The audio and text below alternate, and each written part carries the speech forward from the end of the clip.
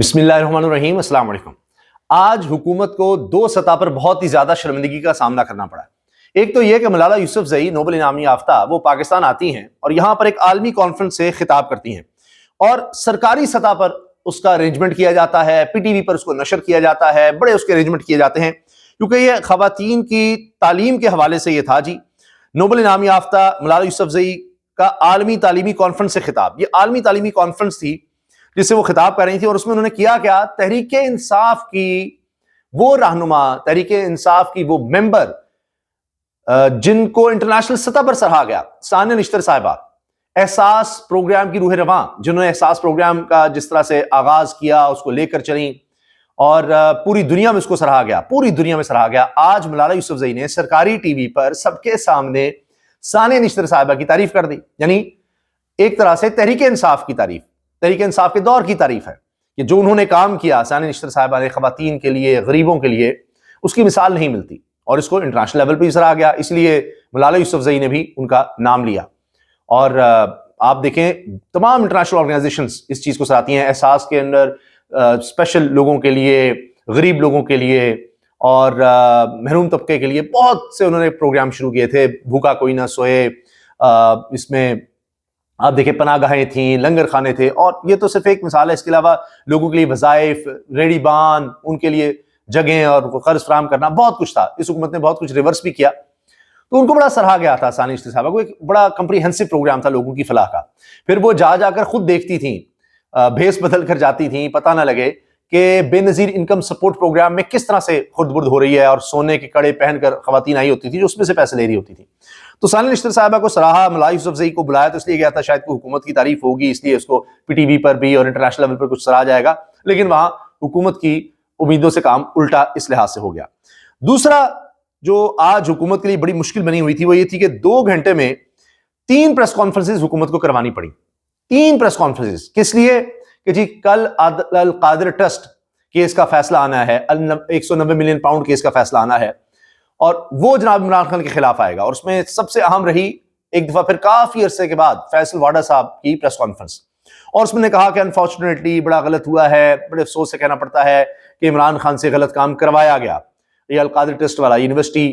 जो बनाई गई, अब क्या कि जी ये मलिक रियाज ने ये जमीन दी थी और उनको मुबैना तौर पर यानी केस ही बनाया गया कि फायदा दिया गया इमरान खान हुकूमत की तरफ से कि बाहर उनको जो जुर्माना हुआ था वो उनको यहां लाकर सुप्रीम कोर्ट के अकाउंट में डालने की इजाजत दी गई। और उससे फिर वही जो बहरा टाउन ने सिंध में जो कुछ किया, सिंध हुकूमत उसमें शामिल है, उनकी इजाजत के बगैर तो नहीं वो सारा कुछ हुआ, जमीन सरकारी जमीन को दी गई जो भी था, और फिर वहां जुर्माना सुप्रीम कोर्ट में उन्होंने वो अदा किया, उसका कुछ हिस्सा जो बाहर से आए थे। लेकिन ये नहीं आपको बताएंगे कि पीछे उसके क्या सारा कुछ था कि जी मलिक रियाज, उनके बेटे की बाहर जो रकम थी जो उन्होंने इस्तेमाल की मियां नवाज शरीफ के बेटे से महल नुमा वो फ्लैट खरीदने के लिए, उस रकम के बाद ये सारा कुछ हुआ है, आपके पास पैसे कहां से आए हैं। तो वहां पर फिर एनसीए के साथ, नेशनल क्राइम एजेंसी के साथ मुआहिदा हुआ कॉन्फिडेंशियल कि जी अच्छा, क्योंकि वरना केस चलना था कि ये क्राइम प्रोसीड्स हैं, ये गलत इन्होंने पैसा कमाया है, तो अगर साबित कर ना कर सकते तो फिर मसला होता। तो उन्होंने आउट ऑफ कोर्ट सेटलमेंट कर ली कि ठीक है जी, आपको मशकूक लगते हैं पैसे, हम इनको वापस ले जाते हैं, मजीद आप कोई कार्रवाई हमारे खिलाफ क्रिमिनली करेंगे। उनका जी ठीक है, लेकिन इसको कॉन्फिडेंशियल रखा जाएगा। पाकिस्तान की हुकूमत उस वक्त इमरान खान की थी और उनको ये चॉइस दी गई कि क्या आप ये क्लेम करना चाहते हैं कि ये पैसे यहां से करप्शन करके गए हैं, ये हुकूमत को नुकसान पहुंचा कर गए हैं, तो फिर तो आपको केस चलना पड़ेगा। पहले ही पाकिस्तान का रिकॉर्ड बहुत बुरा था, नैब का बहुत बुरा रिकॉर्ड था, कुछ साबित बाहर इस तरह कर नहीं पाते ये, और फिर मसला होता है। तो लिहाजा फिर आ गया कि चलो ये रकम पाकिस्तान तो आएगी, इतनी बड़ी रकम है, ये पाकिस्तान आएगी, 190 मिलियन पाउंड ये पाकिस्तान आएंगे। और कौमी खजाने में, सुप्रीम कोर्ट में खैर गए, काजी कौमी खजाने को नुकसान हुआ, किस तरह भी सुप्रीम कोर्ट में थे, 1 रुपया, 1 पाउंड, 1 पेंस भी इमरान खान या उनकी अहलिया के अकाउंट में नहीं गया। यह साबित शुदा बात है। तो इसीलिए शेख कासिम ने कहा कि दुनिया में नोबेल इनाम मिलते हैं ट्रस्ट बनाने पर, यहां पर शर्मिंदगी मिल रही है और पूरी दुनिया क्या कहेगी। अल-नमल बनाई, शौकत खानम हॉस्पिटल बनाया, ये सब ट्रस्ट ही हैं। तो इससे इमरान खान या उनकी अहलिया की जात को कोई फायदा हो ही नहीं सकता। वो कभी ये जमीन, ये यूनिवर्सिटी अपने फायदे के लिए इस्तेमाल ही नहीं कर सकते। खैर, अब इसके लिए 3 प्रेस कॉन्फ्रेंस करवाना पड़ी। केस असल में बड़ा कमजोर है, वैसे तो बड़ा सोच समझ के बनाया गया, सब कुछ किया गया होगा, ताकतवरों ने और भी केस बड़े जबरदस्त बनाए थे अपनी तरफ से। साइफर केस भी उसमें था, उसमें इद्दत केस भी था, तोशाखाना केसेस भी थे, लेकिन आपने देखिए सब फारिग हुए। तो ये भी फारिग हो जाना है, इसलिए इतनी प्रेस कॉन्फ्रेंस करवानी पड़ रही हैं اور جو مرکزی ملزم ملک ریاض صاحب بحریہ ٹاؤن کے، وہ نہ آئے، ان پر دباؤ بڑا تھا، انہوں نے ٹویٹس بھی کڑی کی، لیکن میں نہیں جھکوں گا، یہ نہیں ہوگا، وہ ہے ہی نہیں کہیں کیس میں۔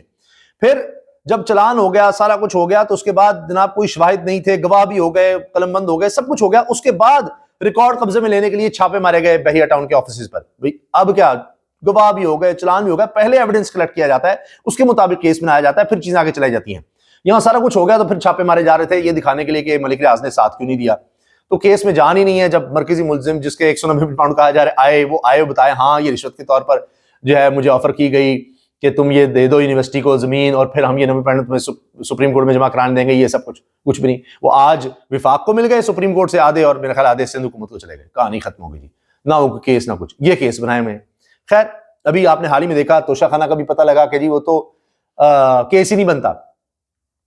کیونکہ صرف آپ نے رسید جمع کرانی ہوتی ہے، اور یہ تھا ہی نہیں قانون میں کہ جی آپ نے جو بھی توشہ خانہ سے چیز حاصل کی ہے وہ بھی آپ نے جمع کروانی ہے، اور وہ بھی کیس نہیں بنتا۔ ابھی ہائی کورٹ کا ضمانت کا تفصیلی فیصلہ آ گیا، تو اس طرح کا کیس ہے، یہ بھی اڑ جانا ہے۔ تو اس سے آپ اندازہ لگائیے کہ پھر یہ بار بار ملتوی ہوتا رہا کہ جی اب فیصلہ سنایا جائے گا۔ پہلے میرا خیال ہے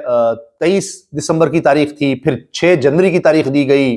جج صاحب نے کہہ دیا میں نے فیصلہ محفوظ کر لیا ہے، یہ اب 23 کو سنایا جائے گا، پھر نہیں جی 23 کو نہیں، اب یہ 6 کو سنایا جائے گا، پھر نہیں جی 6 کو نہیں، اب یہ آگے جا کر اب 13 تاریخ کو جی سنایا جائے گا۔ تو اب وہ بڑی کہتے ہیں نا، رپورٹس کہہ رہے ہیں کہ پتہ نہیں کہاں سے لکھوایا جا رہا ہے کہ اب سنایا جائے گا، اب سنایا جائے گا۔ تو بہرحال فیصل واڈا صاحب نے کہہ تو دیا کہ جی یہ عمران خان کے خلاف ہی فیصلہ ہے، ان کو پہلے سے پتا ہے سب کچھ۔ ساتھ انہوں نے یہ دعویٰ بھی کیا کہ چند ہفتے میں بیک ڈور ڈپلومیسی کے تحت انٹرنیشنل ہوائیں پاکستان کے حق میں ہوں گی، اور یہ جو بھی 20 جنوری کے حوالے سے، ٹرمپ کے حوالے سے ایکسپیکٹیشنز ہے کہ پتہ نہیں آخر کیا کر دے گا، کچھ نہیں ہوگا، ایسے نہیں ہوگا، ویسے نہیں ہوگا، اور بیک ڈور کچھ نہیں ہو رہا، فلاں نہیں ہو رہا، لیکن سب کو پتا ہے کیا ہو رہا ہے کیا نہیں ہو رہا۔ عمران خان صاحب سے مذاکراتی کمیٹی کی ملاقات ہوئی، اور اس کے بعد اب عمران خان کے کہنے پر بتا دیا گیا کہ 31 جنوری لاسٹ ڈیٹ ہے، تب تک 2 مطالبات مین ہیں، اسیران کی رہائی، بے گناہوں کی کارکنوں کی رہائی، اور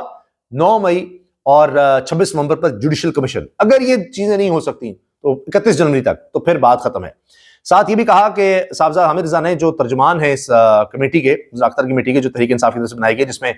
اسد قیصر بھی ہیں، عمر یوب ہیں، اور علامہ راجہ ناصر عباس صاحب ہیں، تو انہوں نے پھر میڈیا سے بات کی، شکریہ ادا کیا گیا، آج چھٹی والے دن بھی آپ لوگ آئے اور آج ہماری ملاقات کروائی گئی، لیکن کنٹرولڈ ماحول میں ہی تھی ملاقات۔